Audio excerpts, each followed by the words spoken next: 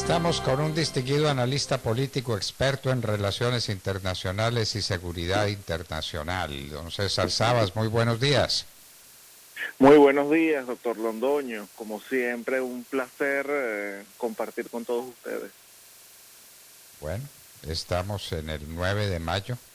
Se está celebrando en Rusia el Día de la Victoria y para el 9 de mayo nos prometió sorpresas supremamente serias. No sabemos si por lo buenas o por lo malas el presidente de Rusia, el señor Putin. ¿Qué se sabe hasta ahora? ¿Hay alguna noticia sobre el particular?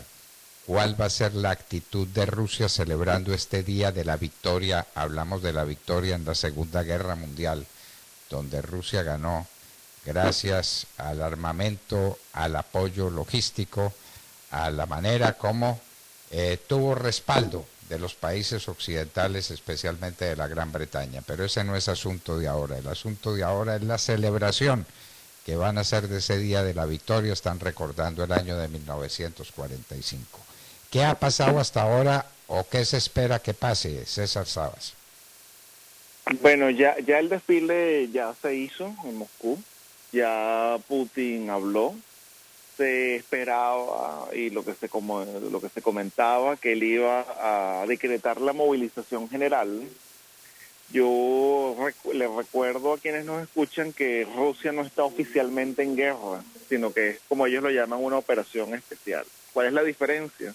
De que pues su participación en Ucrania la hacen nada más con 190.000 efectivos.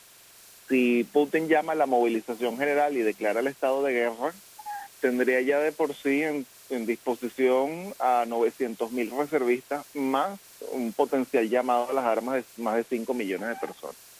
Eso no se sospechaba que hoy iba a ser ese día y no se hizo.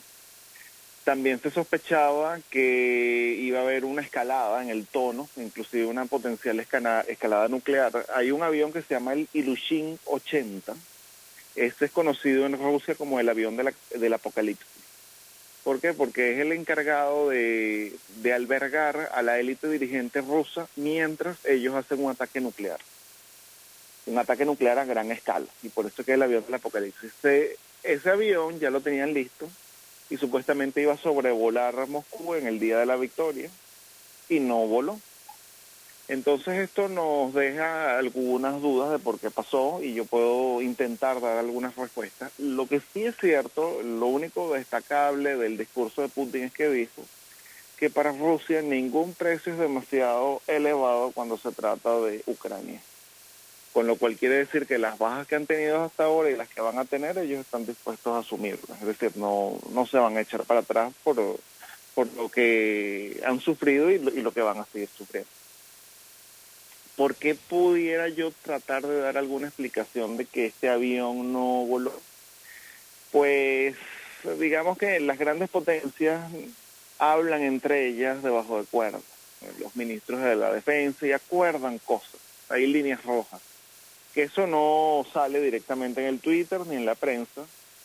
Dentro de muchos años los historiadores podrán tener acceso de qué se comentó, pero digamos yo especulando, lo más seguro es que hubo, digamos, algún tipo de acuerdo entre Rusia y los países de Occidente de hasta qué punto escalar la guerra. Si los rusos no la quieren escalar desde un punto de vista nuclear, pues los occidentales tampoco. Entonces ahí se hablan, bueno, hasta cuánto tú puedes apoyar a Ucrania y hasta qué tanto tu apoyo ya va a ser considerado para mí una declaración de guerra formal. Entonces esos son los detalles que yo puedo destacar del desfile del Día de la Victoria. Por lo menos en lo que fue el desfile, Putin no declaró la movilización general. Tal vez más tarde hace una cadena nacional y la declara, pero pareciera que no va a ser el caso y que va a seguir con una estrategia de guerra de desgaste en Ucrania, en la cual él va a ir desgastando y socavando poco a poco la voluntad de y sobre todo la posibilidad de los ucranianos de poder continuar en la batalla. Hay unas cifras que se manejan, pues hay que tener en cuenta que digamos que por todo esto de la moral, la propaganda de la guerra, las cifras están muy sesgadas a favor de los ucranianos, pero mientras los rusos han movilizado a 190.000 hombres, Ucrania ya va en la cuarta movilización general de toda la población. Así que lo más probable es que las bajas ucranianas sean mucho, pero mucho mayores a las rusas. Y la aviación estratégica rusa ha venido atacando no solamente las bases militares, no solamente los complejos industriales, sino también todos los depósitos de combustible en Ucrania, las líneas férreas. Es decir, Ucrania va hacia el colapso como tal, como país. Le va a ser muy difícil continuar la guerra si Putin sigue utilizando la aviación estratégica como la está usando, destruyendo infraestructura crítica del país. Entonces, lo más probable es que Putin se haya decantado por esto y que haya habido previamente algún tipo de acuerdo entre Rusia y Occidente de no escalar el conflicto y que se desborde de las fronteras de Ucrania. Bueno, no escalar el conflicto porque es suficiente con lo que hay ahora para la destrucción de Ucrania. Eso es lo que parece ser. Y diríamos de este día que fue víspera de mucho y día de nada, ¿no? Que se hizo pues sí. el desfile, se esperaba una declaración muy espectacular de Putin y no llegó. Sí, creo que hay un detalle que muchos no lo están viendo, pero por lo que yo estoy viendo en las redes y creo que es importante. Putin abandonó el norte de Ucrania y se concentró en el sur. El sur es generalmente la zona más prorrusa de Ucrania, es donde votaron por Yanukovych, que era el presidente prorruso.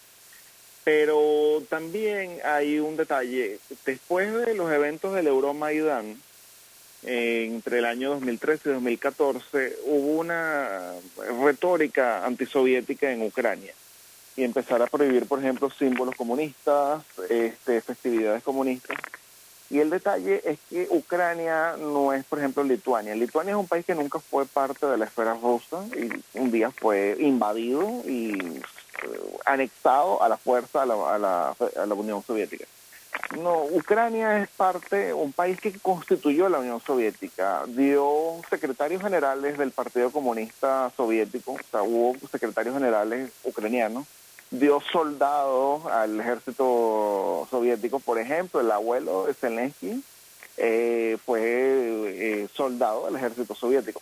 Entonces, ¿qué es lo que pasa? En todas estas ciudades del sur tienen familiares que de alguna forma lucharon en el ejército soviético. Y cuando llegan los rusos a esta zona, lo primero que hacen es volver a abrir estos monumentos, los monumentos a los soldados soviéticos. ¿Cuál es el detalle que quiero remarcar? Que hoy hubo marchas del Día de la Victoria también en esas ciudades. Por ejemplo, en Gerson, en Erdogár, en Melitopol, en la misma Mariupol. Entonces, son, digamos, ucranianos cuyos familiares participaron, que hoy salieron a las marchas. Entonces es un intento también de Putin porque él busca, esto no es una guerra como la de Irak. En Estados Unidos Irak fue a derrocar a Saddam Hussein y se fue, a instalar un gobierno y se iba. Aquí Putin busca anexar como tal el país. Entonces él lo está buscando anexar por partes. Y parte de la anexión pasa por identificar quiénes son potencialmente la población colaboracionista, la que va a estar a favor de la anexión, la que va a estar a favor de las autoridades prorrusas.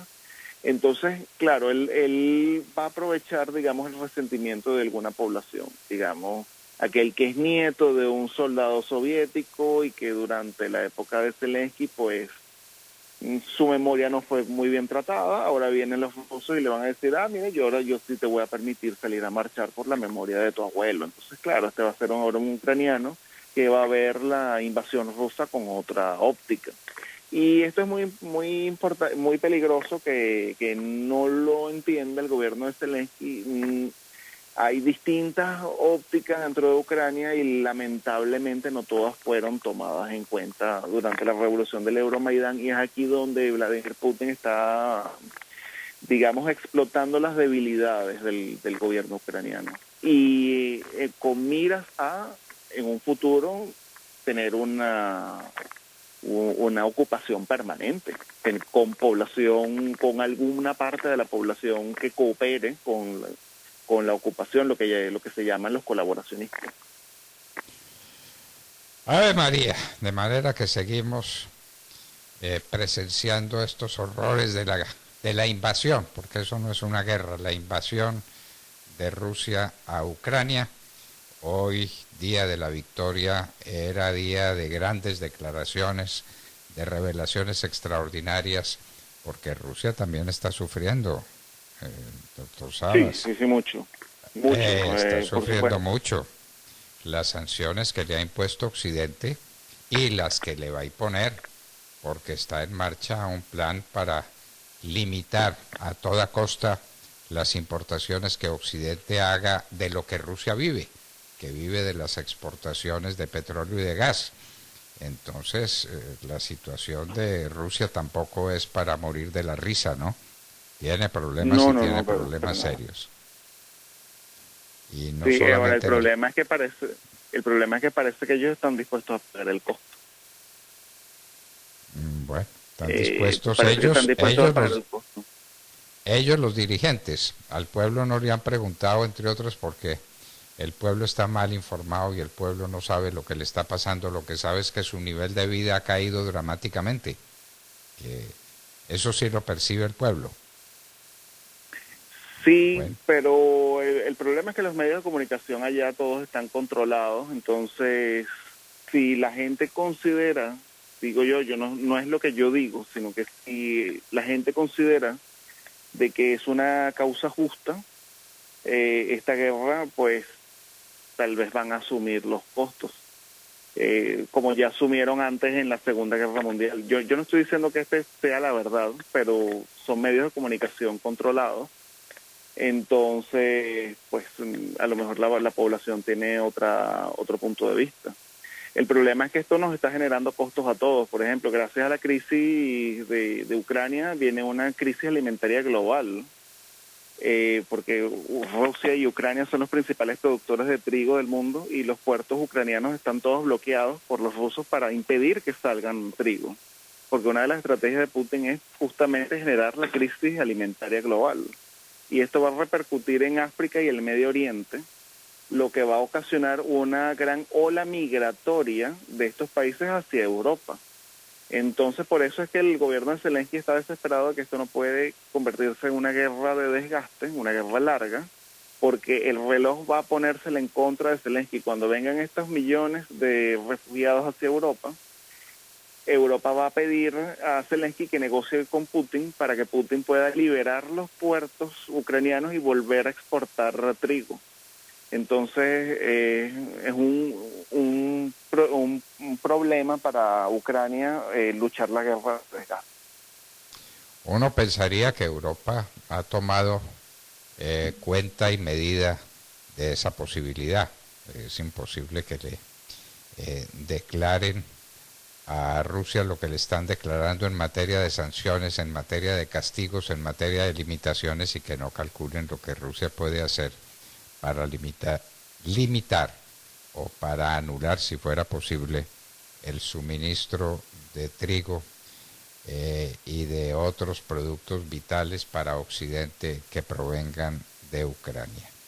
César Sabas, como siempre, muchísimas gracias por estar con nosotros y pendientes de lo que pueda ocurrir. Hasta ahora no ha ocurrido nada y Putin no hizo las declaraciones que se esperaba que hicieran y no puso a volar el avión que iba a poner a volar. Hasta ahora no ha pasado nada, pero algo puede suceder en adelante. Muchísimas gracias por estar con nosotros. Muchas gracias a usted, siempre un placer. César Sabas, analista político, experto en relaciones internacionales y seguridad internacional, estaba con nosotros en la hora de la verdad. En la hora de la verdad, 8 de la mañana, 2 minutos.